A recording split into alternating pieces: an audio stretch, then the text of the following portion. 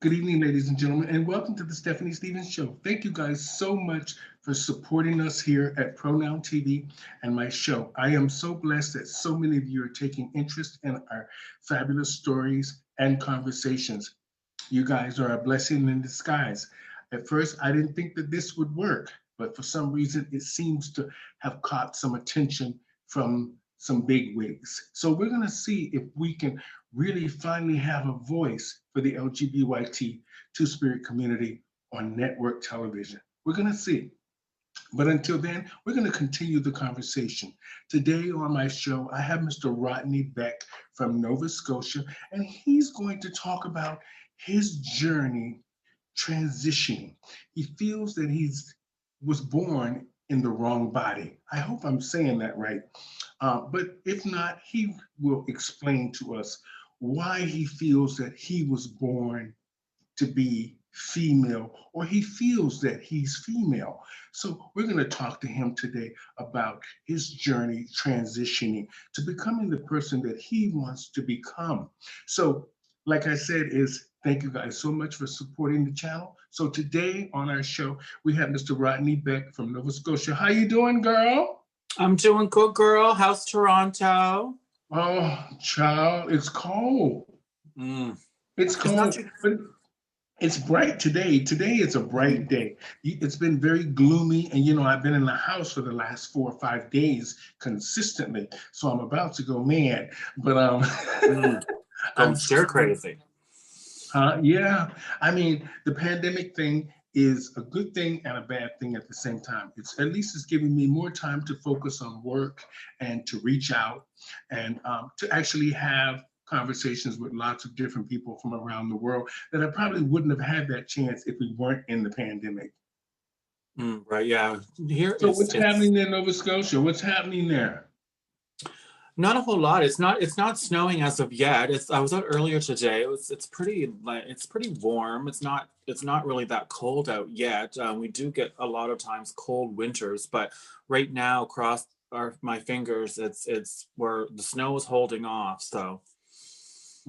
So what do you do? What are you doing for Christmas? I know we can't do a lot of gathering and all that Mhm. stuff. So what are your plans? What do you plan on doing?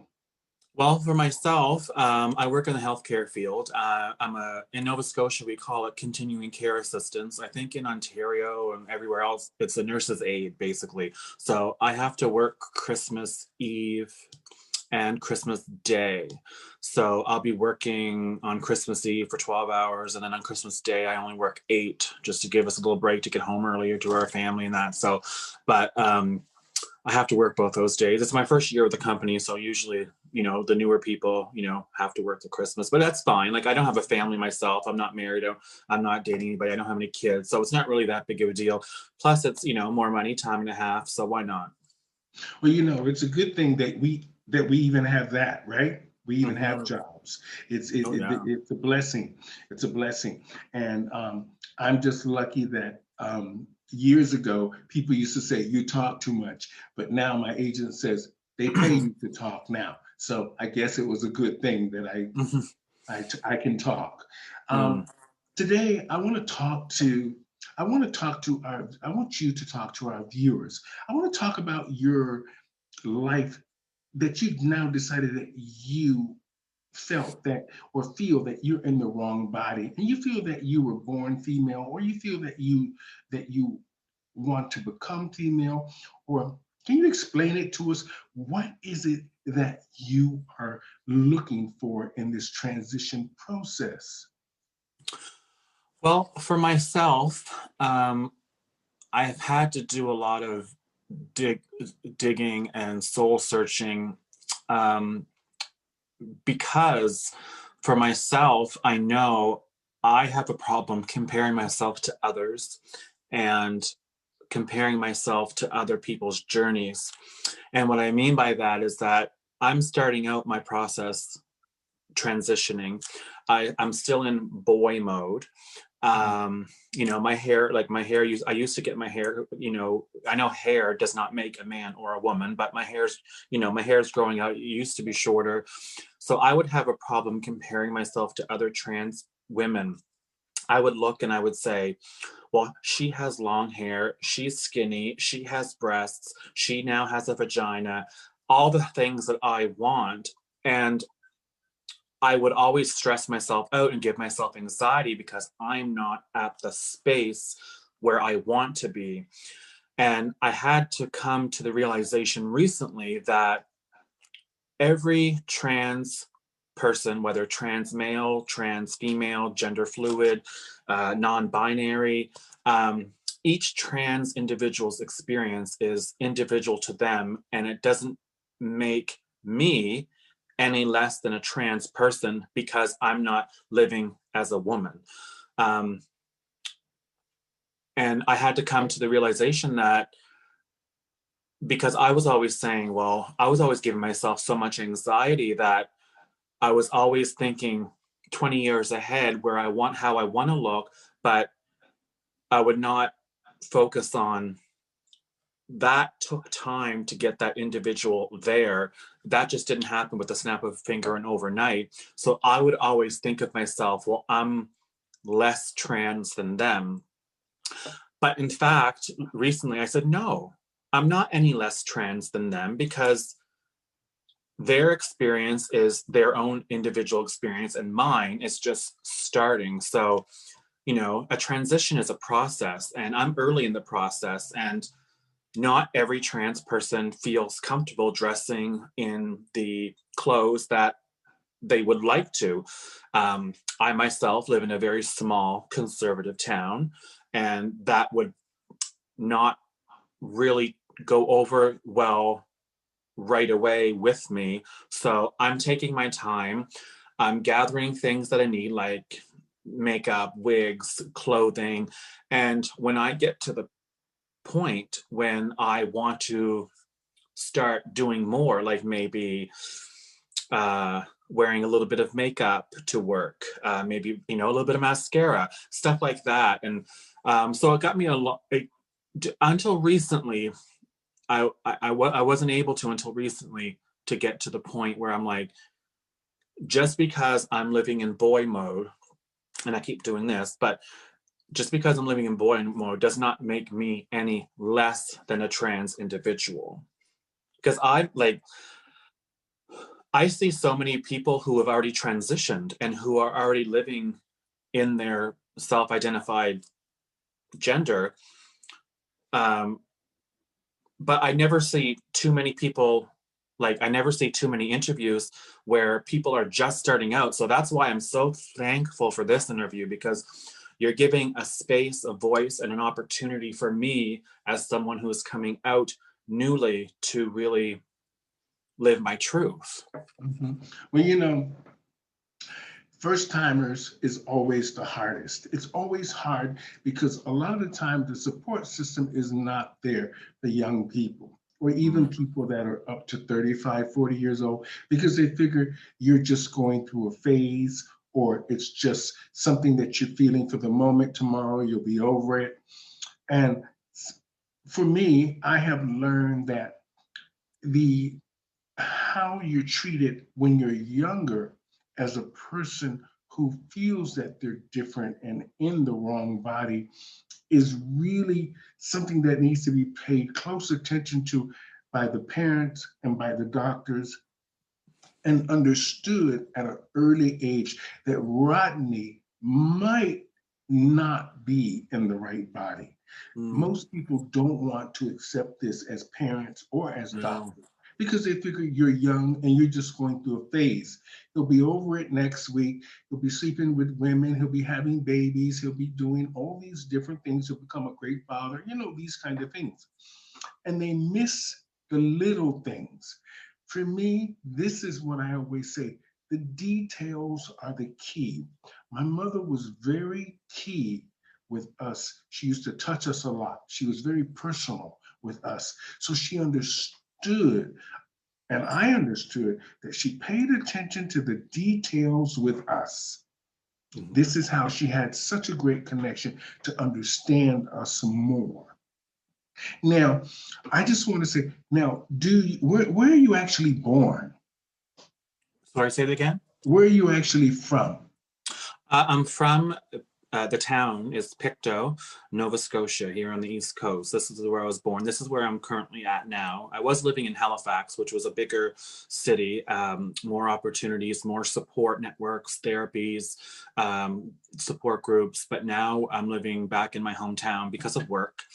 So the supports, the mental health supports, the hormone readiness letters, the hormone doctors, family doctors, all of that is very much lacking in Nova Scotia as a whole, but specific a lot in Pictou County where I'm at. And I actually belong to an organization called Pictou County Rainbow Community that I just joined, and I was put in touch with a therapist, and I was going to think that I'd have to wait such a long time, but she actually, for people who do not have because private therapy is very expensive, and when you don't have a lot of money, what she does is that she has a student who has agreed to provide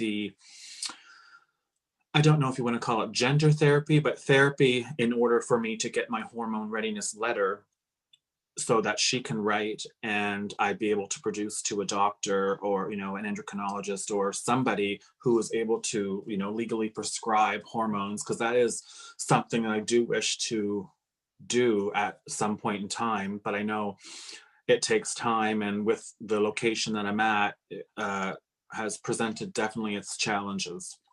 Okay. I don't want this to seem rude, what I'm going to say, but I want you to look into the camera when you're talking to me, because I'm getting a disconnect from you. So for you and me to understand each other, and for the audience to understand you, we need to see each other, talk to each other, not looking this way and that way, not to be mean or rude. I just want your story to be clear, and I want you to be heard. Right. So now, where are your parents? Well, my father is here, still living in Pictou, and my mother, she passed away 2 years ago. I grew up with my father, myself, my sister, and myself. We went to go live with him when we were very young, and my mother was in and out, not in and out a lot. So she didn't raise us. My father basically raised us. Okay. Is your father strict? Does he understand you? Even as Rodney, does he understand you? Does he talk to you? Does he hang out with you? Does he play sports with you? Is he involved in your life? And mainly when you were younger, is he involved in your life? Oh yeah, he actually comes up every single day. And we talk on the phone probably 2 or 3 times a day. Growing up, I was in baseball. He would come to games, and so he's very much involved in my life. He's very. I don't really talk to him a lot about gay things or transitioning, because he grew up Catholic, and although he's not a strict Catholic, he's Catholic nonetheless, and he would rather me be straight and be married and have kids, but unfortunately that's just not the way the cards were dealt. Okay. Now, so you're do you have any brothers and sisters? I have 2 half brothers and 1 full sister, so we share a mother and father. My older brother, he lives in the county that I'm living in. My other brother, he passed away in '92. So I'm not really close with any of my siblings. I don't really have too much of a relationship with them. I talk to them off and on Facebook, but as far as like in-person things and like going out for dinner and things, no. Okay. Now, the reason I'm asking you all this is because I want to connect the family to your story. And I want to understand, because, when I'm talking to people that are transitioning, and mainly young people, I want them to understand what I went through and what lots of other ladies that I have spoken to or had conversations with about. And a lot of us have the same familiar stories, but just from a different point of view. Now, when you were, how long, when did you know you were different? I knew probably when I was probably around 10 or 11 when I would start trying on my sister's dresses. When everybody was gone, I would try on her dresses. I would try on her lipstick. I would try on maybe some blush. And to me, it wasn't necessarily me doing something funny or fun. It was me, it just seemed a little almost normal, although I Mhm. knew it wasn't society's idea of normal. It was perfectly normal feeling for me. It wasn't weird for me to put on a dress. It felt perfectly normal. And I started questioning things around that time, around that age. Um, and living with my sister, she, had all the female things and all female clothing and everything. So I would just Mhm. dabble in that when everybody was gone. Mhm.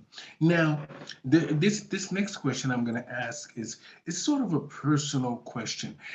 Now, do you actually feel like you're in the wrong body? Oh, absolutely. 100. I know with 100% certainty that I should have been born physically a female. Now, some people may get offended by maybe me saying that because they may not think that a female, not just a female, has a vagina. There are females who have penises. Mhm. And for me, the idea of a woman that I want to become is a woman with a vagina. And I'm doing my research. I'm going through the necessary things. I know in Canada, we have something called the standards of care that therapists and doctors have to follow, and I have to follow in order to get my end result. Mhm. So, do you do you feel like you're going is things happening the way you want them to happen? I mean, when you're reaching out for the support, are you sort of seeing some sort of connection? I have some supports through friends here in town. I have some, newly supports with the organization I just joined. I think it's tomorrow or the next day is when my first therapy session. So slowly but surely, like I'm very much a person who wants things done right like that.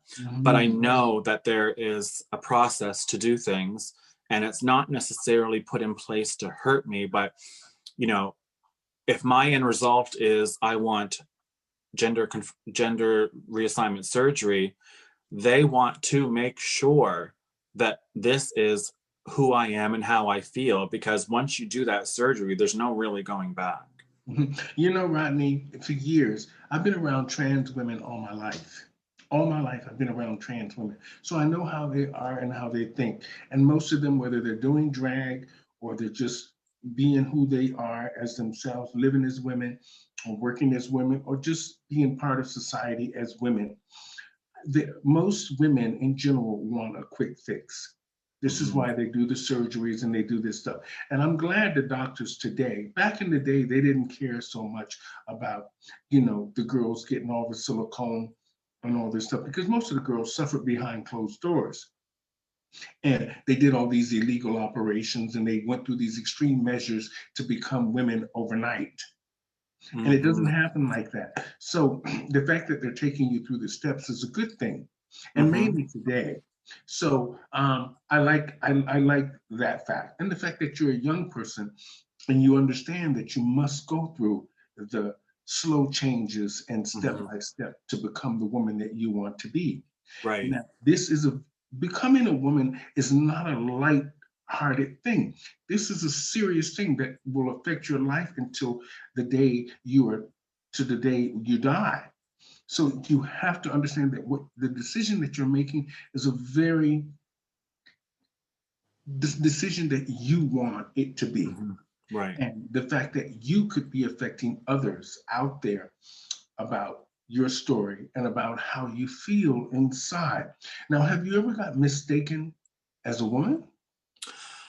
Um, on the phone, sometimes what I do is uh, I don't think I have a very deep deep voice. I also don't have the really hard masculine features either, like as for what I'm told. So sometimes when I'm on the phone, I get mistaken for a girl, but out in public, you know, 99% of the people say sir or he or male, or and that doesn't necessarily hurt my feelings because they don't know my story. So of course they're going to say he because they don't know, they haven't had the opportunity to ask. So how else would they know to call me either Well, she you or know, her?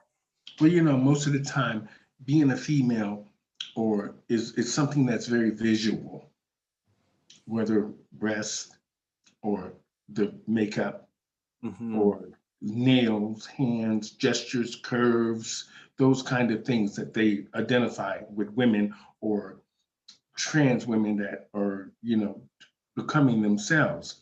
Now, what I like the most about you is the fact that you work and you understand that you are around doctors and nurses, people that can actually help you Hmm. become the woman that you want to be. And the fact that you are actually talking to a doctor or a therapist, this is a great thing. So and mainly in a small town. So for those out there in small towns, I think the idea of talking to a therapist first and understanding your options, and that therapist understanding you as an individual and understanding the decision that you are about to make will impact your life for a lifetime. I understood that. But back then in the day, I didn't have the support that we have now. Hmm. And, Right. I look at it this way, Rodney. The fact that you are taking steps, and mainly in a small town, to become the person you want to be is very courageous. And it will really set an example for other trans women or transgendered people that feel the same way you do. And hopefully, our show will educate them and let them know that sometimes your neighbor could be transgendered or this way or that way. But we also have to remember not everybody's going to support us.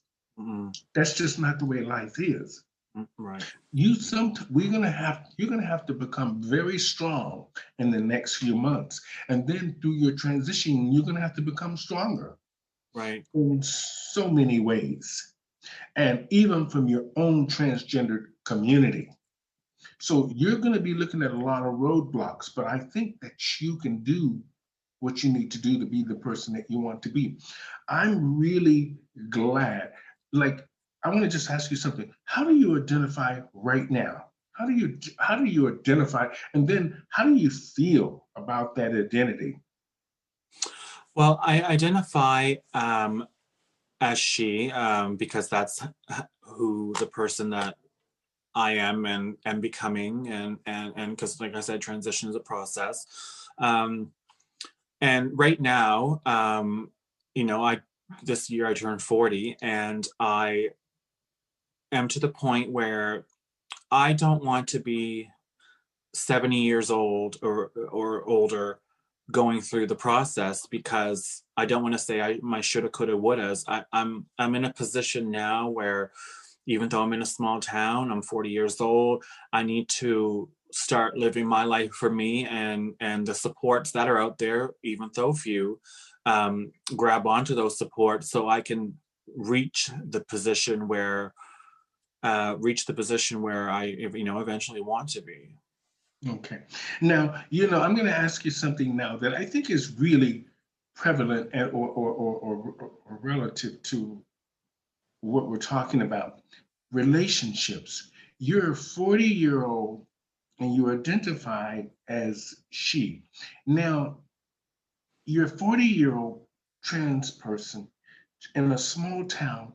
This is when you probably should be having children or in a lasting relationship, have a house, have that stability of sort of family, whether you're in a relationship or a committed civil union of somehow.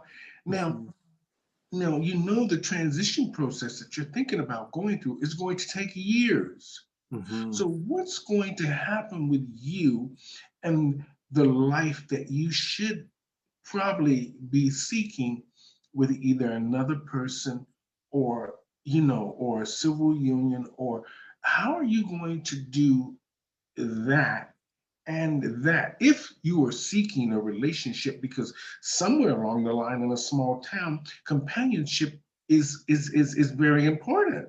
Hmm. Well, for myself, I would absolutely right now love to have a relationship.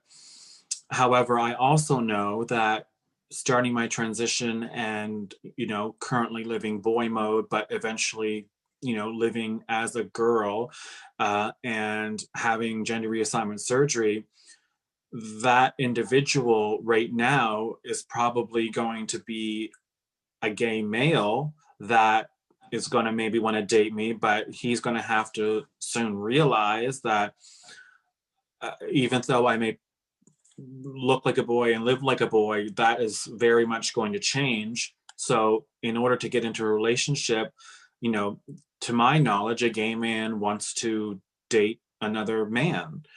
And even though I have male parts, if you will, Hmm. um, one day I won't.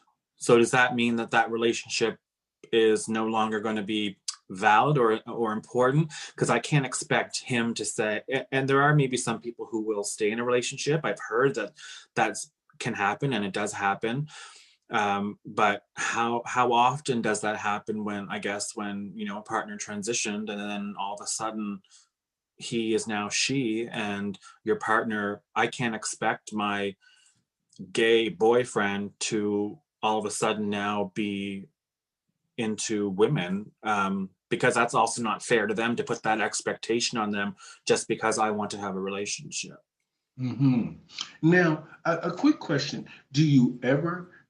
Now, this is more of a personal one, and I'm going to try to word it the right way so it doesn't seem sleazy or hoary or promiscuous. Have you ever dressed up for a man and had him over just to see what you would feel like? Because sometimes the transition process is very important on how you interact with men. And that sometimes can be a very good help with you when you are transitioning. Well, Not I've necessarily. never Okay, I'm I sorry. haven't oh sorry, I have never dressed up for a man. However, um I have had men on Grinder who are probably closeted gay people that are married to women who are into, uh I guess the term would be maybe lady boy. I'm not trying to be offensive or anything, or some people even call it a sissy. I don't call it that, but they do. And a lot of the requests that I get from those individuals is, well, when I come over, can you be in a bra and panties and some pantyhose? Maybe even some high heel shoes, because when he comes over, would also majority of the time want to have women's panties on as well. So for Mhm. them, it's more of a sexual thing, it's more of a fetish thing. And I usually either just block them or don't respond, because the way I look at it is like they're just, sure, we're all sexual beings and we all like to feel good. However, I'm not going to put myself through some sort of experiment just for a closeted married man to come over. Like I don't need sex that bad or a relationship that bad to dress up for a sexual thing, because that's not what my life is about, or I don't want it to be about that anyway. Okay. Now, see, I like the fact that you said that, you want maybe start wearing a little makeup here and there to sort of see how people react to you or how you feel inside. Hmm. Now, I know it can be very scary in a small town to put makeup on and go to the mall or just go sit and have coffee. But generally, doctors suggest this.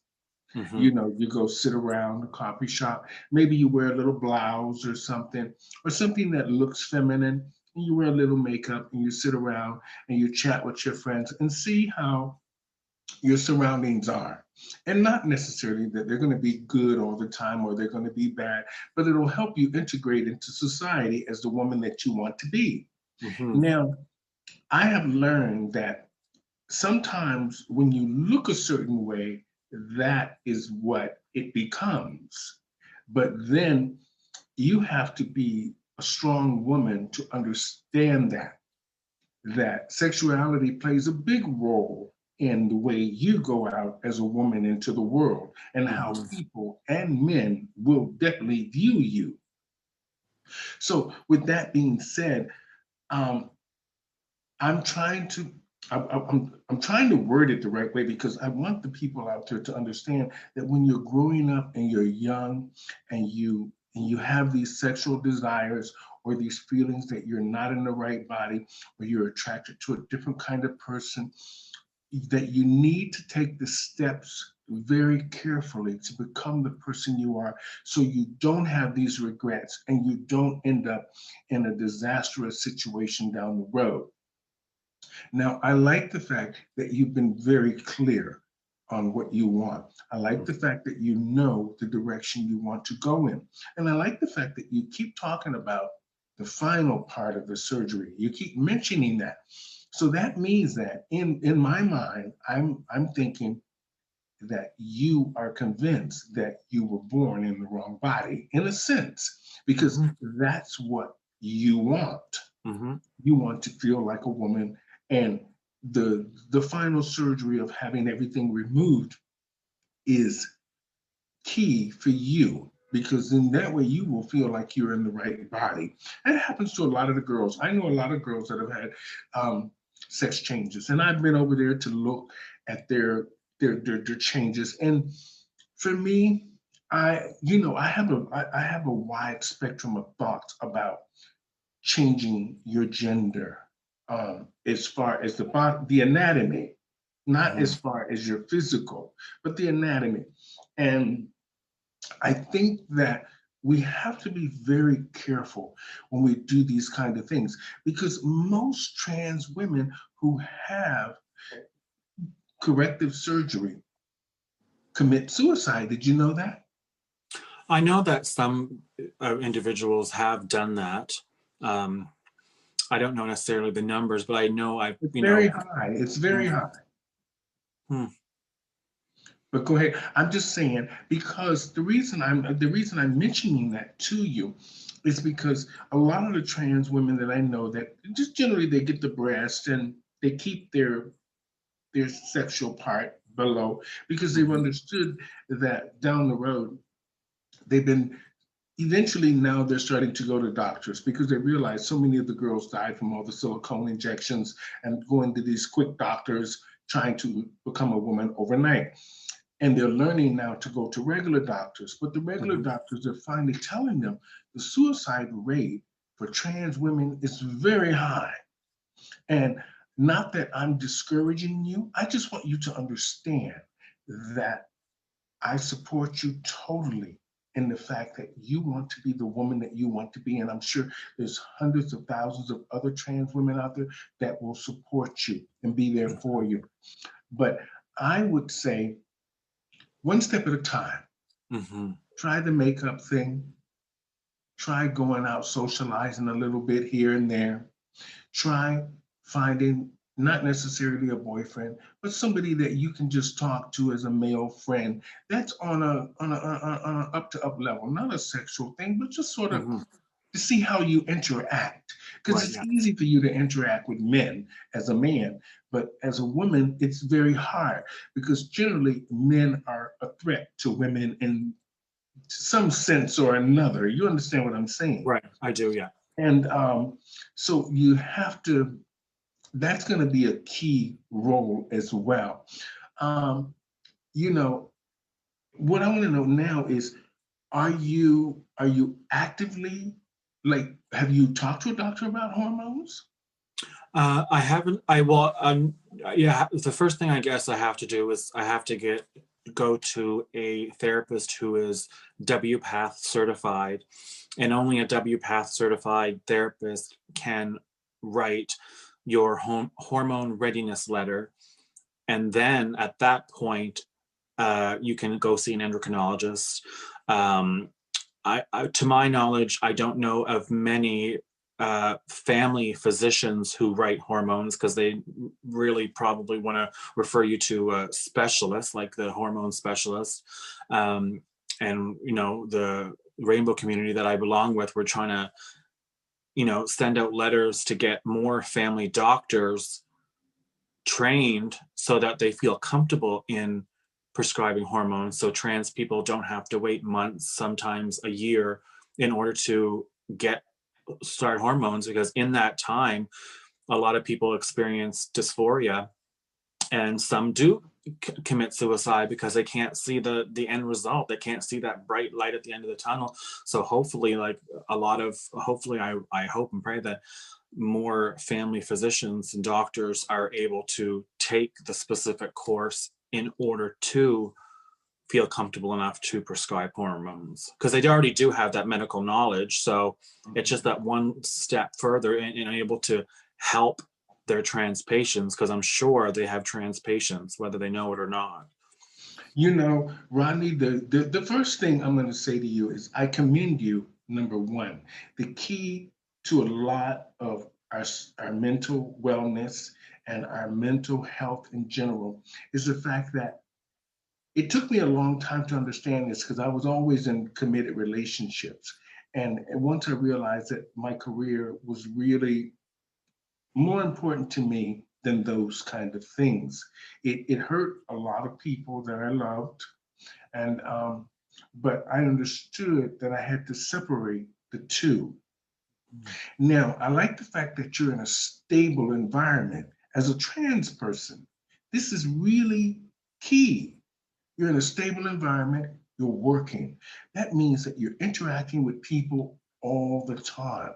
So the idea, putting a little makeup on here and there and seeing how people interact with you, but always understanding that it will not always be positive, and understand that you're going to run into a lot of opposition because of it.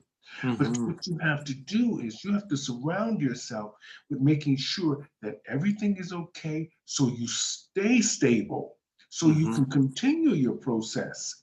So I would suggest that maybe you talk to the human resource worker at work and just explain to them that there's nothing, your job is the same way it is, but so you don't run into that wall down the road.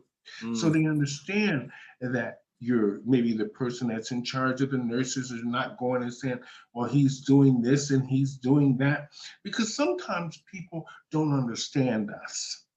Right. And sort of put our lives in jeopardy in a sense without us even knowing, because they don't understand us. So the fact that you're stable, I take my wig off to you for that, because that's amazing. That's the first steps to becoming the woman that you want to be. And now you have a job, you have a place to live, you have an understanding of what you want, and you're taking the first steps to becoming the woman that you want to be. And you know, I'm here to support you, girl. I'm here to support you because I know you can do it. And I can see the true sincerity and the passion in you that this has to happen. But I like the fact that I know how we can be. We want things tomorrow. We want this tomorrow. We want Oh, all the work. We want everything done tomorrow. Doesn't happen like that. no.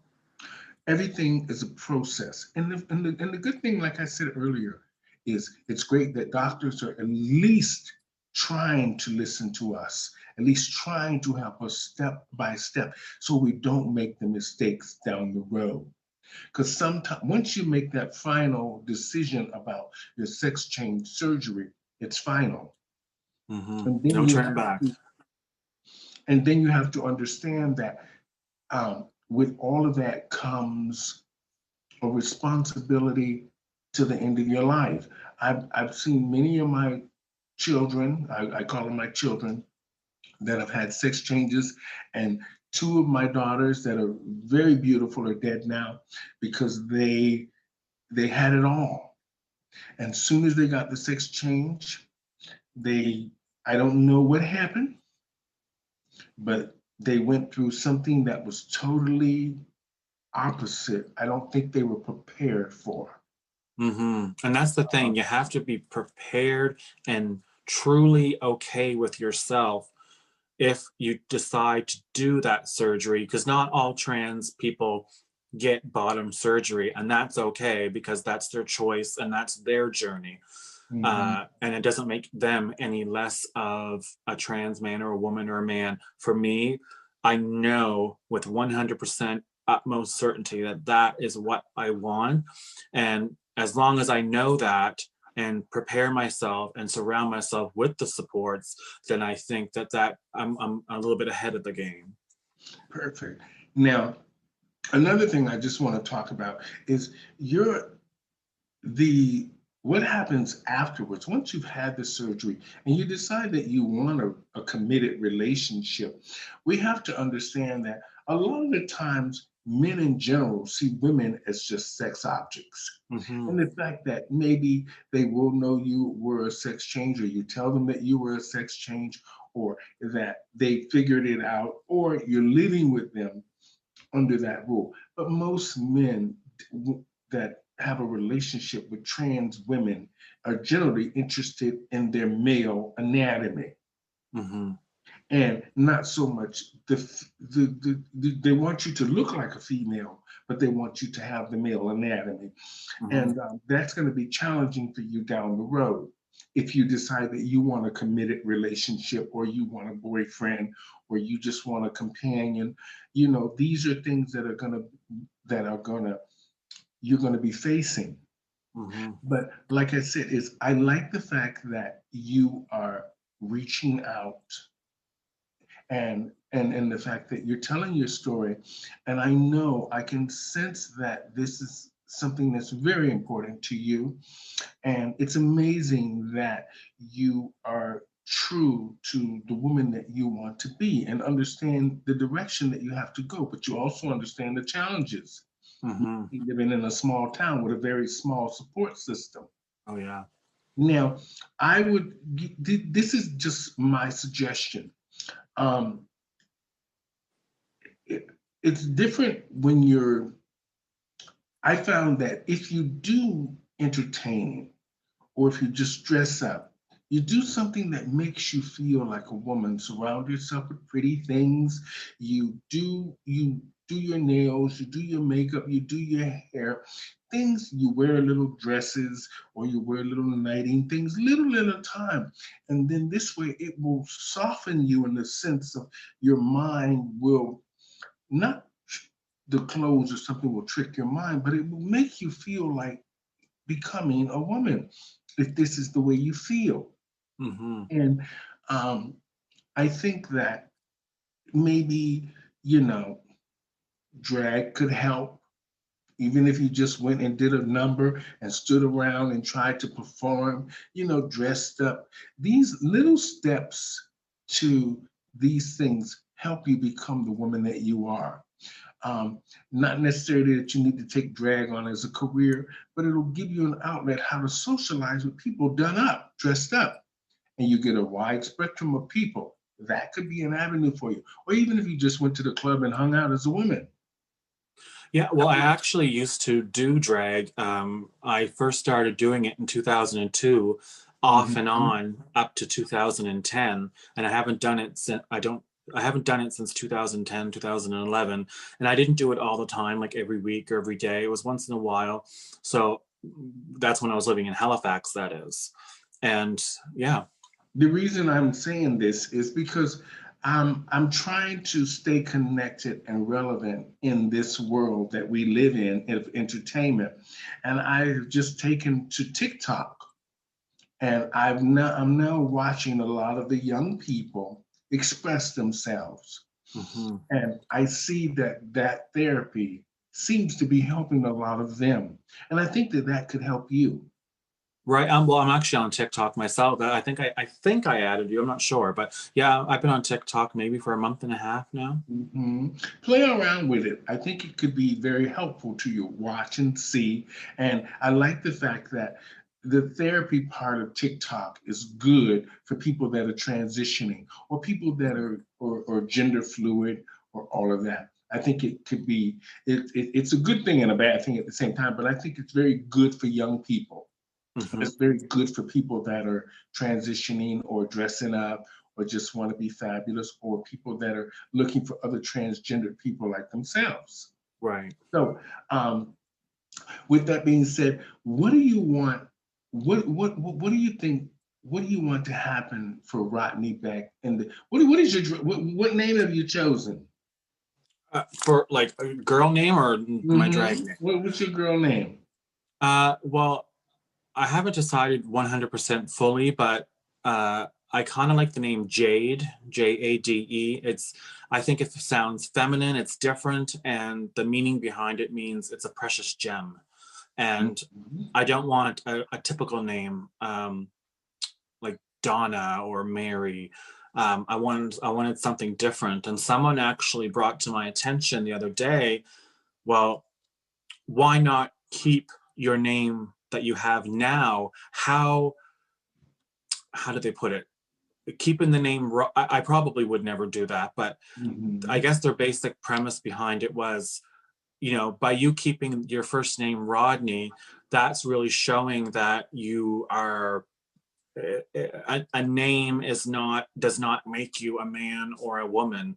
And by keeping Rodney, it doesn't change the fact that you're a trans person. It doesn't change the fact that you feel like a female. It doesn't change the fact of what your journey is or where it's heading. It's simply a name. But I would want to change it. Probably wouldn't want to keep, because it's not Rodney is not really a unisex name.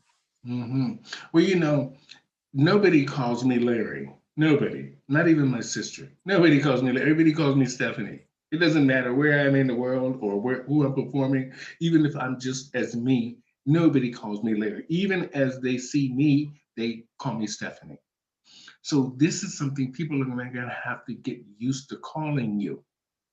So you're going to have to figure out a way so in your mind, it becomes an automatic response for you to respond to people. You respond naturally now because we say Rodney, Mm-hmm. because you're used to that. But if you're going to become the woman that you want to be and it's Jade, you need to start putting that out there. Yeah. And I know you can't do that on Grinder or whatever those. I mean, you can do that on there, but maybe you won't get the kind of guys you're looking for because guys are very funny when it comes to specific genders and what they're looking for and all this stuff. But if you want to start feeling like the woman that you are, you're gonna have to start using Jade if that's what you've chosen. Mm-hmm. You're right. So you can start putting the two together because it can be a very difficult process sometimes trying to separate the two. When people call me Larry, it doesn't even faze me because I'm just it's more like it does nothing. But when they say Stephanie, that thing comes alive Mm-hmm. every time. So even when people are chatting, hey Stephanie, how are you? It's just like a normal way of me communicating. So this is what you're going to have to learn how to do. And the sooner you do that, the better. The sooner you make slow changes and stick with those changes, the better it is for you becoming the person that you want to be. So you have to take those steps. It's going to be very difficult because you're not going to remember half the times, and sometimes you're going to be lazy. I don't feel like Mm-hmm. doing this and I don't want to do that. But then you're going to have to understand the process of how to balance all those things so you always stay the same consistently so you understand that people relate to you as Jade. Right. Mm-hmm. So when I'm talking to you to the next time, I'll be like, you should probably have a last name because people like seeing your first name and your last name because that's what we're used to in society. It's your mother and father and your family, they always just say Rodney. Mm-hmm. Rodney did this, Rodney did that. But 9 times out of 10, your job or your friends will say, oh, you know that guy, Rodney Beck from the hospital. This is how. So everybody says Stephanie Stevens. Even when I'm talking to other girls, I pretty much say their whole name. I say, oh, how Okay. you doing, Miss Lady? Whatever the name is, the first and the last. So, Rodney, it was great talking to you. I really believe that you are doing the right things with seeing a doctor or a therapist. I do believe the fact that you're stable is a good thing, no matter what. Stay that way. So that way your transition will be easier. I also say reach out to other trans women. Watch some of the stories that I've done. Watch some of the conversations that I've done. Take to heart at what some of the girls have gone through or what they're going through, because the difficult times are coming. Oh It's yeah. not just the first steps you're taking. The really difficult times are coming. The more you transition, the harder it's going to become until you become the woman that you are really satisfied becoming. Mhm. Um, Now, you're you're the fact that I know sometimes family can put a strain on these things, and the fact that you're in the same town with them can make it worse.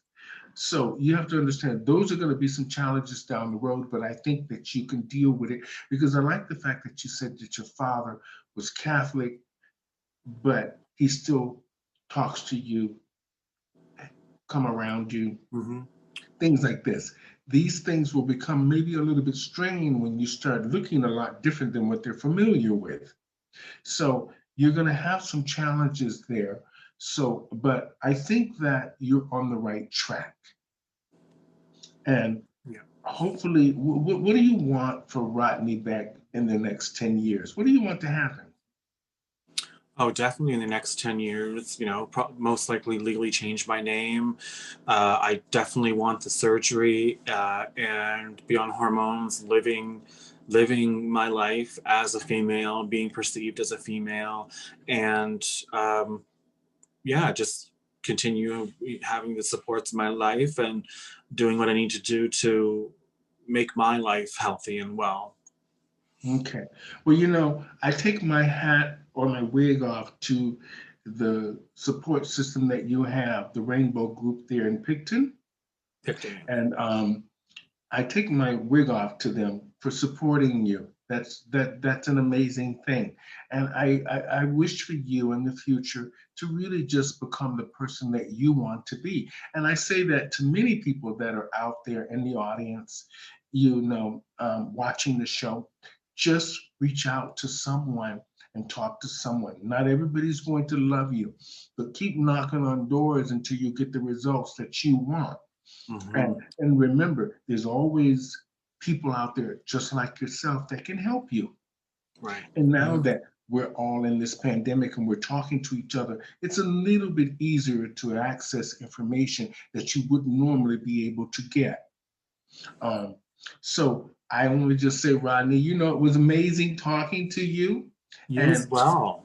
um, I'm glad that you have told your story, and hopefully it will help educate and inspire others in small towns. And hopefully one day we will be able to have our own network television, or I will have my own show where I can give us a real voice that we should have, just like any other talk show. So that way we can address issues that affect the LGBT two spirit pronoun community in a wide spectrum. Right. And and also give help to those in small towns or people that are just suffering behind closed doors to become the women or the person that they want to become or who they feel that they are. So, with that being said, I want to say thank you so much. I'll say I won't refer to you as Rodney anymore. So, the next time I talk to you, Jade, it will be you making steps to becoming the woman that you want to be. Um, so thank you. You're welcome. And thank And you as well. I want to say to the audience out there, Rodney Beck is brave for coming out, mainly in a small town where there's very little resources for trans people and for the LGBTQ two spirit pronoun community. We face so many oppositions in life, and sometimes you just have to take the first step to become the person that you want to be. So I say to my family, my friends, and to all of our supporters out there, reach out, reach out, talk to someone, And if that door closes, just keep going, keep knocking until you get the desired results that you want. So this way you're not hurt, you're not suffering behind closed doors. Don't do that, my girls, my friends, and just people in general that feel like they need or they're just different. So reach out. And on that note, I'm going to say farewell to Picton, Nova Scotia? Picto. Pictou. Okay, Picto. Pictou. Nova Scotia. And to Miss Jay Beck, I'm going to say have a great week. Merry Christmas, happy holidays. You as And, well. I love talking to you. We'll chat again. Absolutely. Have a great evening. Thank you very much. Bye-bye. Bye.